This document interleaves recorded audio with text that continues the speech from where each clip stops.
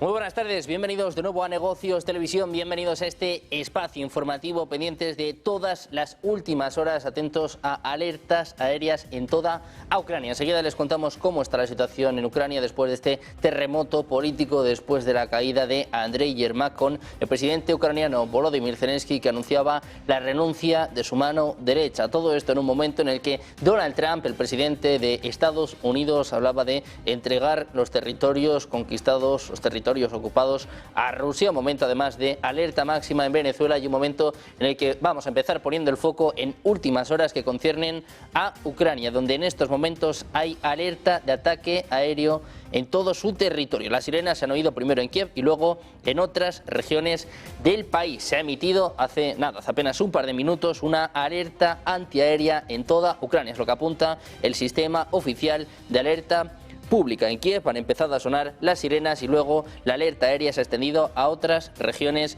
del país. Al parecer, según informa Unian, se ha producido una explosión en Kiev seguida de un incendio. Se señala que, según datos preliminares, esta explosión podría haberse producido en alguna de las gasolineras de la ciudad. Alerta de ataque aéreo en toda Ucrania, nuevos ataques rusos en este momento de máxima tensión en Ucrania tras el escándalo de corrupción que hoy se ha llevado por delante a la mano derecha de Zelensky. Mientras tanto, en Estados Unidos, Donald Trump reconocerá los territorios ucranianos ocupados como parte de Rusia para asegurar un acuerdo para detener este conflicto. Es lo que informa este viernes el diario británico The Telegraph. Según el medio, el enviado de paz de Estados Unidos, Steve Witkoff, y el yerno de Trump, Jared Kushner, tenían previsto entregar la oferta al presidente ruso Vladimir Putin en Moscú. A pesar de la preocupación de los socios europeos, es posible que la decisión de reconocer el territorio que viola la Convención Diplomática estadounidense se lleve a cabo. El gobernante ruso declaraba este jueves que el reconocimiento legal de Crimea y las provincias de Donetsk y Lugansk como territorio ruso debe ser uno de los temas principales en estas negociaciones con Estados Unidos. El plan de 28 puntos de Washington incluye esta cuestión y propone el levantamiento gradual de las sanciones contra el país. Mientras tanto, les contamos que el presidente de Estados Unidos, Donald Trump, anunciaba que Sarah Beckstrom, una de los dos miembros de la Guardia Nacional disparados en Washington, D.C. este miércoles, ha fallecido. Decía, lamentablemente, debemos decirle que segundos antes de continuar, escuché que Sarah Beckstrom ha fallecido. Dice que una de las guardias de las que estaban hablando acababa de fallecer. La otra víctima está luchando por su vida. Señalaba que el sospechoso del tiroteo también se encuentra en estado grave. Mientras tanto, les contamos que Donald Trump prometía pausar permanentemente la migración desde todos los países del tercer mundo para permitir que el sistema estadounidense se recupere completamente. En un mensaje en Truth Social declaraba que también pondría fin a los millones de admisiones legales de Biden y eliminaría a cualquiera que no sea un activo neto para los Estados Unidos o que sea incapaz de amar a su país. Dice que va a acabar con todos los beneficios y subsidios federales a los ciudadanos de su país y que iba a desnaturalizar a los migrantes que socaven la tranquilidad doméstica y deportar a cualquier ciudadano extranjero que sea una carga pública. Señalaba que la política migratoria, que según él erosionaba el progreso, está llevando a la necesidad de una migración inversa. Dice que es la única manera de resolver por completo esta situación. Pendientes de Estados Unidos, les contamos también que Donald Trump arremetía este jueves contra una periodista. Le preguntaban por qué culpaba a Joe Biden por el tiroteo contra los miembros de la Guardia Nacional y el presidente de Estados Unidos estallaba de esta forma contra la periodista. Because they let him in. Are you stupid? Are you a stupid person? Because they came on a plane along with thousands of other people that shouldn't be here. And you're just asking questions because you're a stupid person. And there's a law passed that it's almost impossible not to get them out. You can't get them out once they come in. And they came in, and they were unvetted, they were unchecked, there were many of them, and they came in on big planes, and it was disgraceful. And if you look, you'll see there was a law passed. It makes it almost impossible not to let them in, not to certify them, so to speak, once they come in. And they came in, and they shouldn't have come in. And frankly, the whole... Por su parte, la presidenta de México, Claudia Sheinbaum, analizaba este viernes la polémica renuncia de Alejandro Gertz Manero, el titular de la Fiscalía General de la República, que de forma repentina dejó el cargo que ejerció durante 9 años y que debía ocupar hasta 2028. Decía, ofrecía al fiscal que pudiera incorporarse como representante de México en una embajada y él aceptó esta propuesta. Ya pronto vamos a decir a dónde se va a ir. Es lo que afirma la mandataria en una rueda de prensa que estuvo centrada en la salida del controvertido funcionario. También aseguró que antes de dar a conocer el nuevo destino diplomático, primero tiene que haber un proceso de la secretaria de Relaciones Exteriores con el país en cuestión. Decía, hasta que no se acepten las credenciales no puede anunciarse. Decía, bueno, pues que puede haber una excepción porque siempre se dan a conocer los nombres de los embajadores propuestos mientras se especifica también a dónde viajarán.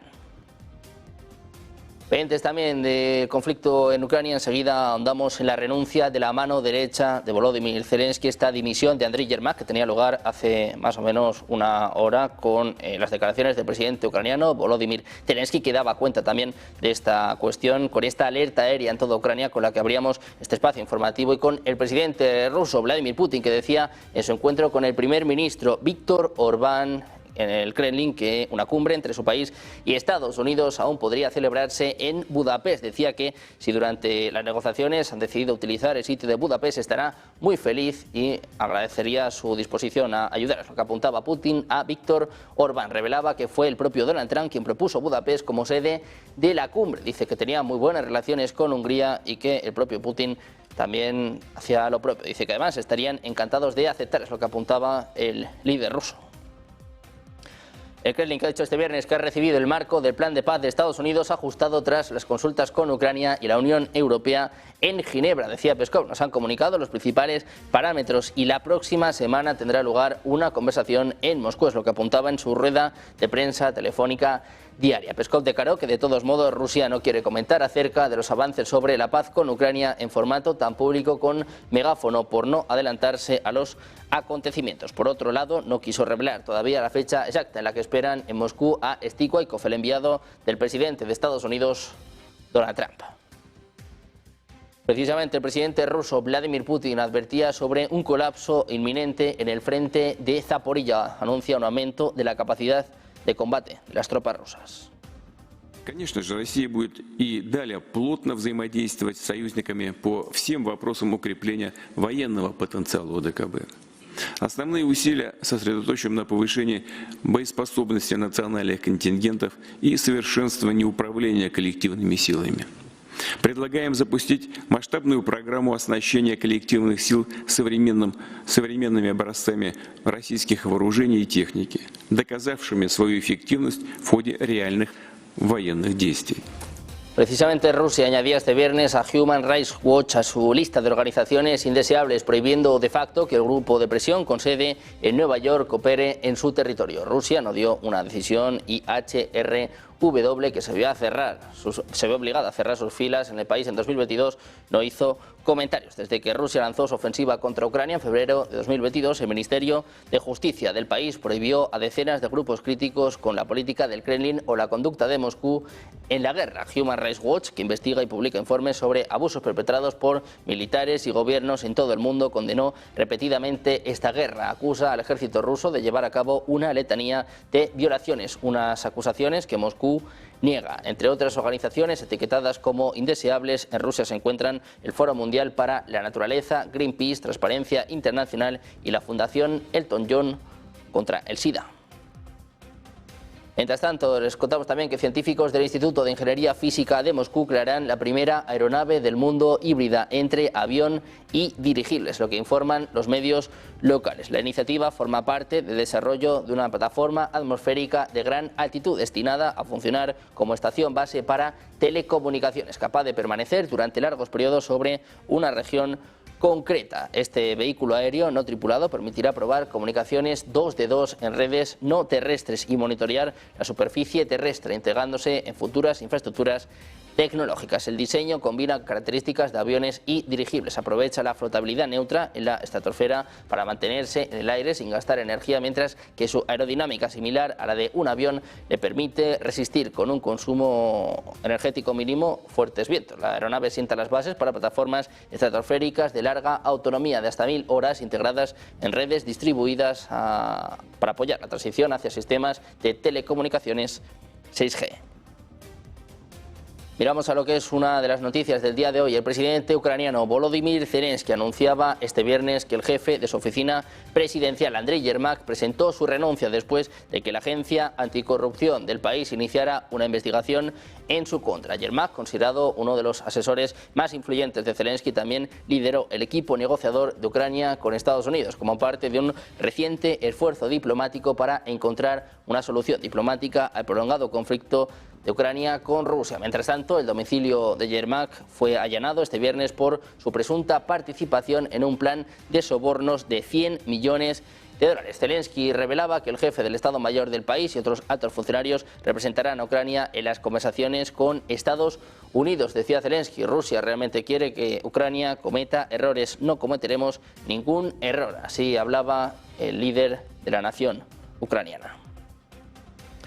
Un presidente ucraniano que, como les contamos, anunciaba este viernes la dimisión de su jefe de gabinete, su mano derecha, Andriy Yermak, después de que autoridades anticorrupción del país registraran esta mañana el apartamento y la oficina de Yermak en el marco de una de sus investigaciones. Decía Zelensky, no quiero que nadie tenga ninguna duda sobre Ucrania, es lo que apuntaba en un discurso a la nación en el que anunciaba una remodelación de la oficina presidencial.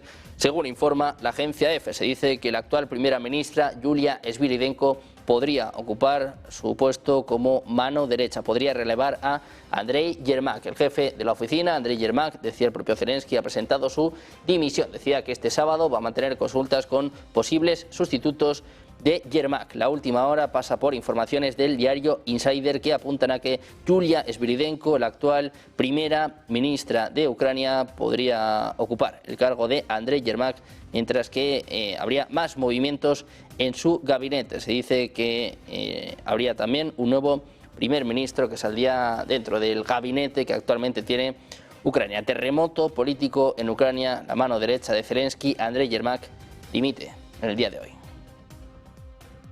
Terremoto político del que ya tenemos reacción por parte de Rusia. El Ministerio de Asuntos Exteriores dice que Zelensky piensa ingenuamente que entregando a sus cómplices puede ganar tiempo para negociar sus perspectivas personales, es lo que afirmaba el embajador en misión especial del Ministerio de Asuntos Exteriores ruso, Rodion Mirosnik. Así comentaba la renuncia del jefe de gabinete de Zelensky, Andriy Yermak. Decía literalmente, Zelensky todavía piensa ingenuamente que entregando a sus cómplices podrá salir del apuro o al menos ganar tiempo para negociar su propio futuro, es lo que apuntaba el diplomático en su canal de Telegram. Según él, esta rápida dimisión por parte de Andriy Yermak, especialmente a petición propia, solo confirma que la NABU tiene pruebas más que suficientes de la corrupción cometida por el jefe de la oficina de Zelensky. Por su parte, el secretario general de la OTAN, Mark Rutte, ha declarado que los novedosos misiles desarrollados por Rusia pueden alcanzar cualquier punto dentro de la Alianza Atlántica y hacerlo en un tiempo muy limitado. Decía, no podemos ser ingenuos, ahora todos somos estados de primera línea, es lo que apuntaba en una rueda de prensa. Decía que los últimos misiles rusos pueden alcanzar cualquier punto del territorio de la OTAN en un lapso de tiempo muy limitado. A principios de noviembre, Alexander Solfrank, el jefe del mando conjunto de la Bundeswehr alemana, confirmaba que Alemania podría convertirse en una base central de la OTAN en caso de conflicto con Moscú. Decía que Alemania se convertiría en la principal base de operaciones de la OTAN con poca antelación. Decía, hasta 800.000 soldados y su equipo procedentes de diversos países de la OTAN podrían desplegarse a través de Alemania hacia el flanco oriental. Mientras tanto, la Comisión Europea instaba este viernes al presidente ruso Vladimir Putin a que se siente en la mesa de negociación para poner fin a la guerra en Ucrania. También recalcó que Volodymyr Zelensky es el líder democráticamente elegido por los ucranianos después de que Moscú cuestionara su legitimidad. Decía que el mensaje de la Unión Europea a Moscú está muy claro. Está pidiendo a Moscú, ya que lidera el país, el presidente Putin, que venga a la mesa de negociación. Dice, ese mensaje a Moscú, es lo que declaraba la portavoz de la Comisión Europea, Paula Piño, en la rueda de prensa diaria de la institución comunitaria. Mientras tanto, el gobierno de Dinamarca ha establecido una especie de vigilancia nocturna dentro de su Ministerio de Relaciones Exteriores, destinada exclusivamente a monitorear las declaraciones y los movimientos del presidente Donald Trump durante las horas en que Copenhague duerme. Esta guardia comienza a las 5 de la tarde, hora local, y concluye a eso de las 7 de la mañana, momento en el que se elabora un informe detallado para el Gobierno y los departamentos pertinentes, en lo que apunta el diario Politiken. Su intención es evitar que funcionarios y diplomáticos tengan que despertarse revisando sus teléfonos para ponerse al día con novedades provenientes de Estados Unidos. Esta medida habría surgido tras la fuerte tensión diplomática generada en primavera por el conflicto entre Washington y Copenhague sobre Groenlandia, cuando Trump amenazaba con tomar el control de la isla y decía pues que la diplomacia danesa tenga que hacer varios ajustes para adaptarse a esta nueva realidad bajo la segunda administración de Donald Trump. Finlandia, por su parte, planea usar satélites capaces de tomar imágenes de alta precisión para monitorear la zona cercana a la frontera con Rusia a partir de 2027, con el fin de reducir el gasto público futuro. Es lo que anuncia en su sitio web Springbest, una compañía de inversión que lidera una emisión de acciones de fabricantes de satélites. La empresa tecnológica finlandesa planea implementar esta nueva tecnología para 2027. El coste de usar datos satelitales en la frontera oriental de Finlandia y en un radio de 100 kilómetros al este representará solo una pequeña parte del presupuesto anual asignado a la vigilancia fronteriza. La financiación adicional solo para los servicios fronterizos ascendió a varias decenas de millones de euros. La publicación señala que la Unión Europea ha proporcionado 50 millones a Finlandia para medidas adicionales para la vigilancia fronteriza. Mientras tanto, el canciller alemán Friedrich Merz decía este viernes que la cuestión de usar los activos rusos congelados es cada vez más urgente. Decía que la necesidad de hacerlo es urgente, que Ucrania necesita nuestro apoyo y que los ataques rusos se están intensificando. Decía Merz, se acerca el invierno, o mejor dicho, ya estamos en invierno, es lo que apuntaba en una rueda de prensa conjunta con el primer ministro esloveno. Calificaba los activos congelados de Rusia como un instrumento apropiado. Expresaba su esperanza de que los países miembros de la Unión Europea alcancen un acuerdo muy pronto. Pendientes de los mensajes de los líderes europeos con el foco puesto en este terremoto político en Ucrania, mirando también a las alertas máximas en Venezuela. Vamos a hacer una pequeña pausa, 2 minutos, y enseguida la información. Negocios Televisión.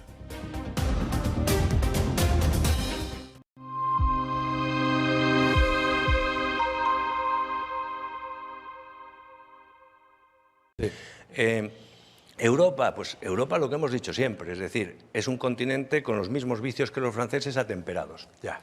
Exceso de regulaciones, exceso de gasto público, exceso de impuestos, exceso de burocracia y además, en el caso de Europa, con un paraguas nefasto que es la Comisión Europea, que se ha convertido en un agente del estatismo y de las políticas woke económicas también. Ya.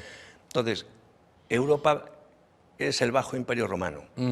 Ha perdido el dinamismo, no tiene capacidad ni impulso para hacer las reformas necesarias para recuperar la prosperidad y está rodeado de bárbaros. Claro. Está con nosotros Lorenzo Ramírez. Lorenzo, ¿qué tal? Muy buenos días. Buenos días, José Antonio, ¿qué tal? ¿Cómo estás? Bueno, esa es la gran clave, que la inteligencia artificial hoy en día no es rentable. La actuación de China en este episodio de la guerra comercial. Muchísimas gracias, Lorenzo, como siempre, por toda esa fotografía hoy abundante, lo que está en la actualidad que no para. Buen día, buen negocio. A ti también, buen día y nada, a disfrutar y a trabajar. Abrazo.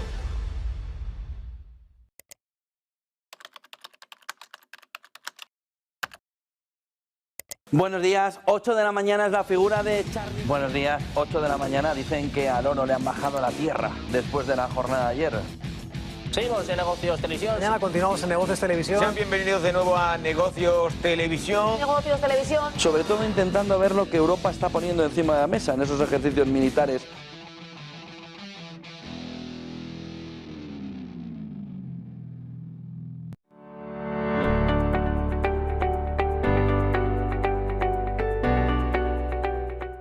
Está con nosotros Lorenzo Ramírez. Lorenzo, ¿qué tal? Muy buenos días. Buenos días, José Antonio, ¿qué tal? ¿Cómo estás?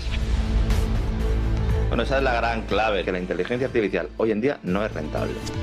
La actuación de China en este episodio de la guerra comercial. Muchísimas gracias, Lorenzo, como siempre, por toda esa fotografía hoy abundante, lo que está en la actualidad que no para. Buen día, buen negocio. A ti también, buen día y nada, a disfrutar y a trabajar. Abrazo.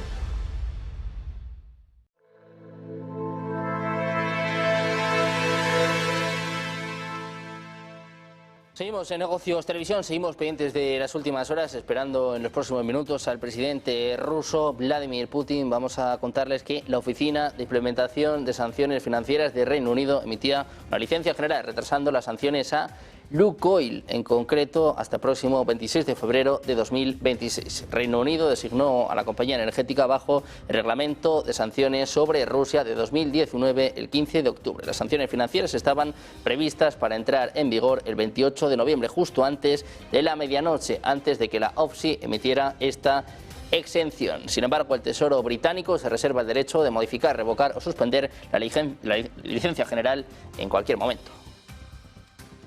En España, los servicios veterinarios oficiales de la Generalitat de Cataluña han notificado al Ministerio de Agricultura, Pesca y Alimentación la detección de 2 jabalíes silvestres positivos al virus de la peste porcina africana en la Serra de Collserola, en Barcelona. Los animales fueron hallados muertos a una distancia aproximada de 1 kilómetro entre ambos el pasado 26 de noviembre en las inmediaciones del campus de la Universidad Autónoma de Barcelona. Estos 2 positivos, confirmados por el Laboratorio Central de Veterinaria de Algete, suponen la primera detección de la enfermedad en España desde noviembre de 1994. Es lo que está informando el Ministerio de Agricultura. El departamento catalán decía que han activado ya el plan de contingencia para contener esta enfermedad. Las actuaciones, de hecho, entran en funcionamiento de forma automática en el momento en que se confirma un caso en fauna salvaje o doméstica. Esta mañana, técnicos de agricultura y cuerpos de agentes rurales ya han empezado la búsqueda de animales muertos en la zona de los positivos.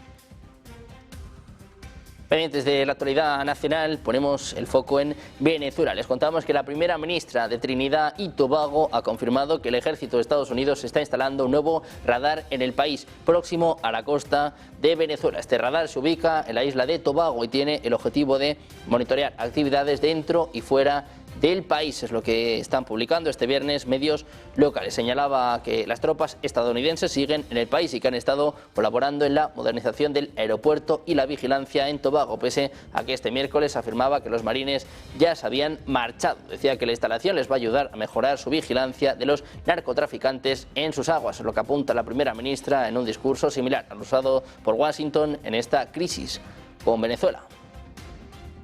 Mientras tanto, les contamos también que el presidente de Estados Unidos, Donald Trump, decía que han reducido drásticamente los cargamentos de droga que ingresan al país por mar y que van a ampliar los esfuerzos para bloquear a los traficantes en tierra muy pronto. En una conferencia de prensa decía Trump que va a ocuparse de esa situación. Dice que el contrabando marítimo se ha detenido en un 85%. Enfatizaba que bloquear el contrabando de narcóticos en las fronteras es más fácil por tierra y afirmaba que las autoridades se preparan para reforzar la aplicación de la ley. Este es el mensaje de Trump para Venezuela. No descarta una intervención terrestre.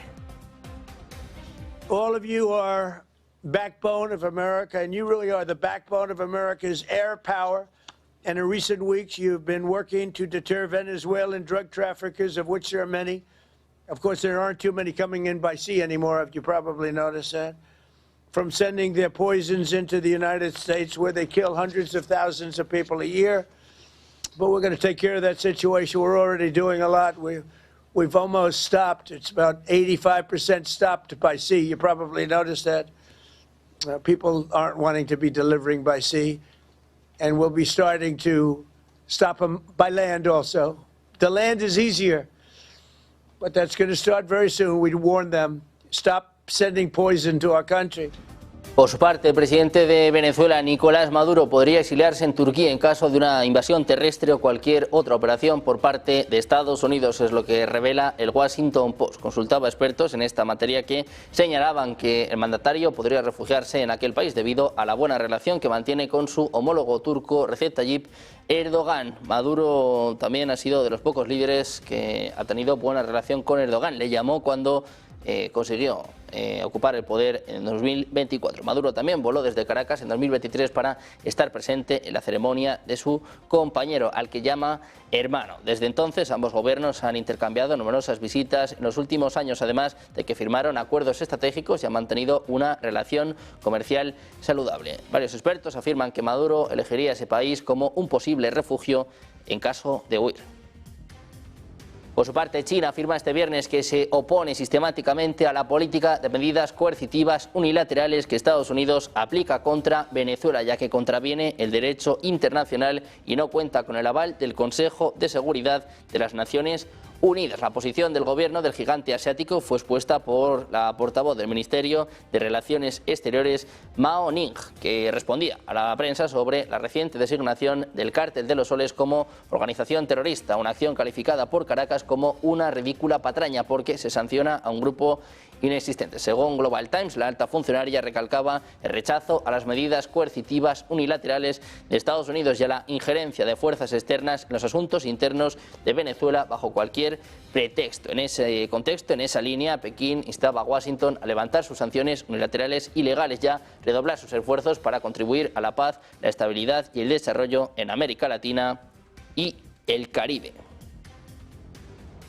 También miramos a la ciencia. Les contamos que un nuevo estudio de la Universidad de Tokio afirma que el telescopio espacial de rayos gamma Fermi de la NASA ha detectado un resplandor en el centro de la Vía Láctea que coincide estrechamente con lo que los científicos han previsto durante años que ocurriría si partículas de materia oscura chocaran y se aniquilaran entre sí. De confirmarse, sería uno de los mayores avances de la física moderna. A principios de la década de 1930, el astrónomo suizo Fritz Zwicky observó galaxias que se movían mucho más rápido de lo que permitía su masa visible. Algo invisible, después llamado materia oscura, parecía mantenerlas unidas. Dicen que la materia oscura es el pegamento invisible que mantiene unido el universo. Este material misterioso está a nuestro alrededor y constituye la mayor parte de la materia del universo. Durante décadas los científicos solo han podido inferir su existencia por la forma en que deforma las galaxias y desvía la luz. Como la materia oscura no interactúa con la fuerza electromagnética, no emite, absorbe ni refleja luz alguna. En otras palabras, está ahí pero